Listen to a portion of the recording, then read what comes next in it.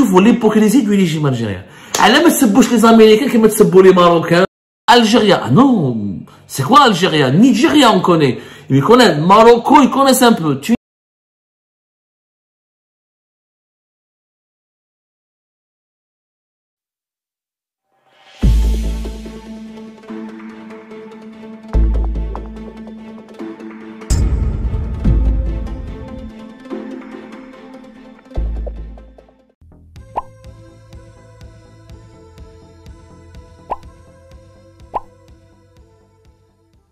السلام عليكم متابعي قناة أخبار الساعة.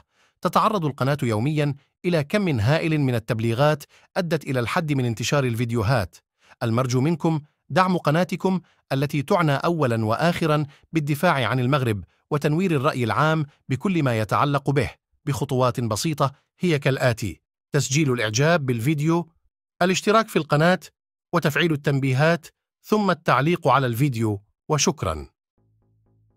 Qui ont accusé l'Algérie d'avoir commis de graves torts, d'avoir commis de graves violations dans la liberté religieuse.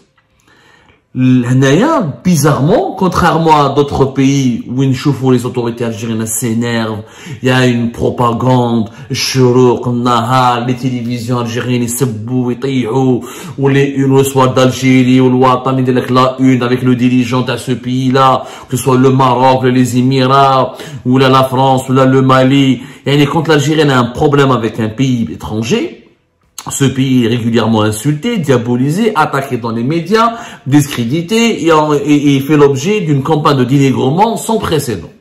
Mais quand il s'agit des États-Unis d'Amérique, c'est tout gentil. Les dirigeants algériens, non, on a parlé au téléphone avec Anthony Blinken, il y a des erreurs. On parle d'erreurs dans le communiqué. C'est une erreur où l'Algérie est disposée à recevoir un ambassadeur américain chargé de la liberté religieuse, qui est un dirigeant de l'administration désigné par l'administration américaine pour promouvoir la liberté de la religion dans le monde. On est prêt à coopérer avec les États-Unis d'Amérique. C'est juste une erreur. On aimerait bien corriger ces erreurs. L'Algérie, quand il y a une erreur, quand les États-Unis d'Amérique la critiquent ou quand les dirigeants américains la pointent du doigt, l'Algérie exprime ses profonds regrets. Elle parle d'informations erronées, inexactes. Je vois la gentillesse, avec laquelle ils traitent les États-Unis d'Amérique. Bien sûr, les États-Unis d'Amérique, c'est pas le Maroc, c'est pas les Émirats, c'est pas le Mali, c'est encore pas la France. Tu peux pas insulter les Américains ou te aller en la pression, c'est la première puissance au monde. Je vois l'hypocrisie du régime algérien. Alors, mais c'est les Américains qui mettent les Marocains ou les Français ou les Émiratis ou pourtant, ce que la déclaration du ministre d'Anthony Blinken, elle est grave. L'Algérie classée sur une liste spéciale. Je dis bien une liste spéciale. Une liste de surveillance spéciale. Ça veut dire que ça fait de l'Algérie un État voyou qui ne respecte pas les libertés religieuses. Donc c'est une critique très sévère qui a été adressée par l'administration américaine contre l'Algérie. D'ailleurs, dans le même paragraphe, les États-Unis d'Amérique ont désigné certains mouvements terroristes, comme Boko Haram, comme Shabab, etc., comme des mouvements terroristes particulièrement préoccupants contre lesquels les États-Unis d'Amérique veulent lutter. Donc, les États-Unis d'Amérique a cité l'Algérie dans un communiqué où d'autres mouvements terroristes sont cités. Ce sont des mouvements terroristes contre lesquels les États-Unis d'Amérique font la guerre et contre lesquels régulièrement les États-Unis d'Amérique lancent des actions armées. Là, la réaction algérienne, elle est étonnamment gentille. Elle est étonnamment calme. Elle est étonnamment raisonnable. Elle est étonnamment bienveillante. Ah, quand les Américains nous critiquent, il faut l'accepter. Ah, mais quand les Marocains nous critiquent, on ne peut pas l'accepter. Quand les Émiratis nous critiquent, non. Ce sont un complot, c'est des salopards. Il faut les insulter, les diffamer, les dénigrer. Ce sont des ennemis. Il faut rompre les relations avec les Émirats. Pourquoi on ne convoque pas? Pourquoi ne pas rompre les relations avec les États-Unis d'Amérique? Mais vous le régime algérien, il sait à qui s'attaquer. Au Mali, au Maroc, aux Émirats. Ils choisissent des adversaires. Mais les grandes puissances, mais ils ne parce qu'elle n'a aucune chance. Les Américains, même, سبهم ولا ماشي تسبهم اصلا ما على بالهمش بيك. La majorité écrasante des Américains n'ont aucune connaissance de l'Algérie ni de son existence. Moi j'ai été aux États-Unis et l'Algérie c'est un pays méconnu aux États-Unis, c'est vraiment grave. Tu leur dis Algérie, ils disent ah Nigeria. Non non Algérie. Ah non, c'est quoi Algérie? Nigeria on connaît. Ils connaissent Marocco, ils connaissent un peu. Tunisie encore un petit peu. L'Égypte, ils connaissent parce qu'elle est pharaon, mais l'Algérie, il n'y a pratiquement aucune connaissance. C'est un pays qui souffre d'une grande méconnaissance, surtout dans les villes moyennes dans les États-Unis d'Amérique. Je parle pas de New York ou de la côte Est, mais même quand j'étais en Californie, franchement, il y a un déficit de popularité de l'Algérie, alors que nous avons une grande culture, une grande histoire, on gagnerait. On a vraiment des relations historiques avec les États-Unis d'Amérique depuis le XVIIe siècle. On gagnerait à se faire connaître. Mais choufou le rapport, Anthony Blinken, dans le téléphone, nous regrettons ce qui a été dit dans le communiqué TACOM, nous respectons les libertés religieuses, pourquoi vous... c'est des protestations gentilles. Le régime algérien, il supplie les Américains de ne pas l'attaquer, s'il vous plaît, ne nous attaquez pas, ne nous faites pas du mal, nous, on est des gentils, on n'est pas des méchants. Alors que dans la réalité, on sait tous qu'il y a un problème avec la liberté religieuse en Algérie. Je rappelle que quand t'es un non-musulman en Algérie, c'est très difficile d'exister dans notre pays. La loi à laquelle les États-Unis d'Amérique ont toujours dénoncé chaque année un rapport du département d'État américain sur la liberté religieuse dans le monde, le chapitre qui est consacré à l'Algérie, parle toujours de cette fameuse ordonnance du 28 février 2006 qui fixe les conditions et règles d'exercice des cultes autres que musulmans et qui interdit de convertir un musulman à une autre religion et qui interdit d'ébranler la foi d'un musulman, l'article 11, et qui demande aux non-musulmans de se constituer en association qui doivent demander des autorisations auprès des autorités algériennes pour exister. Les non-musulmans doivent s'identifier auprès de l'État algérien et demander l'autorisation d'exister et d'exercer leur foi.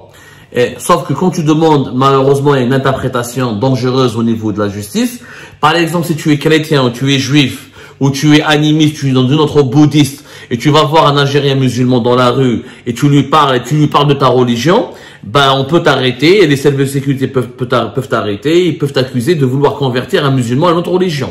Et pourtant, tu lui es juste en train de parler de ta religion. Il y a un bouddhisme, je m'attends à Bouddha, je m'attends à l'hindouisme, je m'attends le shintoïsme, je m'attends le protestantisme. Ah ben non. D'ailleurs, je vous rappelle qu'en janvier 2021, il y a des cas concrets. Un certain Algérien, Mohamed Derrab, il a été condamné à 18 mois de prison pour avoir prêché en dehors de son église, fermée par les autorités algériennes, et qu'il avait donné une Bible à un auditeur. Une Bible. Le nombre des Algériens quand ils partent à l'étranger qui parlent de la religion. Combien d'imams algériens il y a ici en France. Combien de citoyens algériens ils sont en France, ils ont le jouer avec la France, ou ils تلاقوا مع les Français, ils veulent يدخلوهم دين الإسلام ويتكلموا لهم على الإسلام. Si on applique la réciprocité, exactement la réciprocité, le nombre d'Algériens et d'Algériens qui seraient arrêtés à l'étranger parce qu'ils prêchent leur religion aurait été grave. Ou علاش حرام يعني وعلاش un Algérien chrétien ne peut pas donner une Bible. حقه جزائري زاد في الجزائر il est chrétien. En quoi je devrais l'empêcher ou la criminaliser le fait quand je lui donne une Bible? Il y avait une autre affaire en juin 2021, un pasteur chrétien qui était libraire dans la vie, s'appelait Rachid Sghir plutôt.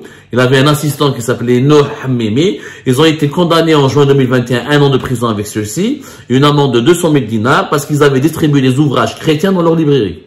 T'as pas le droit d'exposer des ouvrages chrétiens dans ta librairie. Combien de musulmans algériens en France exposent la vente du Coran dans leur librairie ou là des livres de la religion musulmane? Et les affaires sont grandes et quel état. D'ailleurs, il n'y a même pas de nom. Il n'y a pas de vérité sur les chiffres. Combien de chrétiens il y a en Algérie? Combien de non-musulmans il y a en Algérie? On n'en sait jamais. Jamais. On sait qu'il y a une communauté chrétienne qui est de l'ordre de presque 150 000. Fait à 50 000 expatriés étrangers, fait à des Kabyles qui sont devenus des évangélistes, fait à des Oranais, des Constantinois, des gens de Annaba qui sont devenus chrétiens, des Algériens non musulmans, ça existe. On sait qu'il y a encore 2000 juifs. Et ça reste des chiffres qui sont pas fidèles parce que le problème de cette règle, de cette loi, en février 2006, c'est qu'elle n'a pas été encore appliquée. Ces décrets d'application reste encore reste encore pas assez clair.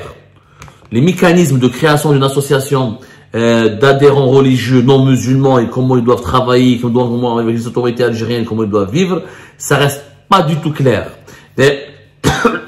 Les autorités algériennes, à chaque fois qu'ils sont interpellés sur la question de la liberté religieuse, ils répondent par des arguments qui n'ont aucun sens. Par exemple, en décembre 2022, un ministre algérien, celui des affaires religieuses, Youssef Belmehdi, il a dit que voilà, il a utilisé un article du pacte international relatif aux droits civils et politiques qui prévoit que certaines libertés peuvent être soumises à des restrictions qui doivent toutefois être expressément fixées par la loi et qui sont nécessaires au respect des droits et de la réputation d'autrui, à la sauvegarde de la sécurité nationale, de l'ordre public, de la santé ou de la moralité publique. C'est vrai, les libertés ne peuvent pas être absolues, elles doivent être encadrées par des lois, pour qu'il n'y ait pas d'anarchie, pour que une société n'ait pas une jungle, pour que l'ordre et les libertés de chacun soient respectées. Mais donner une Bible dans les rues de mon pays, est-ce que ça fait de moi une menace contre l'ordre public, contre la sécurité ou la santé? En quoi je vais violer un Algérien ou la toucher à son intégrité morale, le blesser, si je distribue une Bible? Comme un Algérien peut distribuer un Coran. Le ministre en décembre 2022, il a même utilisé la Déclaration universelle des droits de l'homme. L'individu n'est soumis qu'aux limitations établies exclusivement par la loi dans l'exercice de ses droits et dans la jouissance de ses libertés. Justement, pourquoi les citoyens chrétiens ne peuvent pas jouir de leur liberté? Parce qu'il est chrétien, on doit lui limiter son droit? Il y a donc deux catégories de citoyens en Algérie, le musulman et le non-musulman. C'est complètement, les critiques américaines contre l'Algérie concernant les libertés religieuses elles sont totalement fondées. Moi, ça fait des années que je lutte pour qu'on abrège les lois qui interdisent aux Algériens non-musulmans, pas aux étrangers, aux Algériens non-musulmans, d'exercer librement leur foi et leur croyance. C'est un chrétien algérien, dans une petite chapelle, et dire à le village,